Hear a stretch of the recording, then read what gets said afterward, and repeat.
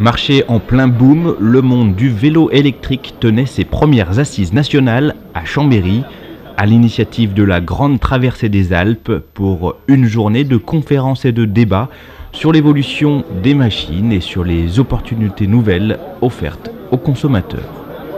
On est aujourd'hui à peu près 80 000 unités vendues en France, c'est plus 40% par rapport à 2013 et les perspectives pour la fin de l'année 2015 sont encore à une augmentation à deux chiffres de l'ordre de 30 ou 40%.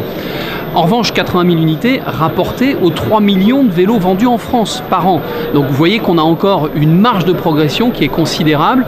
Pour donner un autre chiffre qui est très parlant, en Allemagne, qui est un pays qui nous ressemble quand même un petit peu, on est à 500 000 unités de vélos assistance électrique vendus.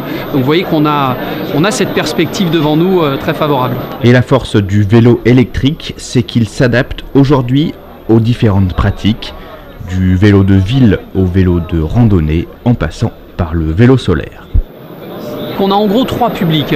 On a le public qui est en attente d'un véhicule de mobilité urbaine. Alors là, le vélo assistance électrique répond parfaitement. On a ensuite tout le public qui est dans une logique un peu de tourisme, de loisirs. Et là, le VTT assistance électrique ou le vélo assistance électrique répond là aussi à cette demande, permet au plus grand nombre de retrouver les joies du vélo. Et enfin, il y a un public qui vient aussi au vélo pour la compétition, pour la performance. Un marché du loisir qui intéresse au plus haut point nos régions de montagne où la notion d'assistance électrique pourrait bien révolutionner la pratique itinérante.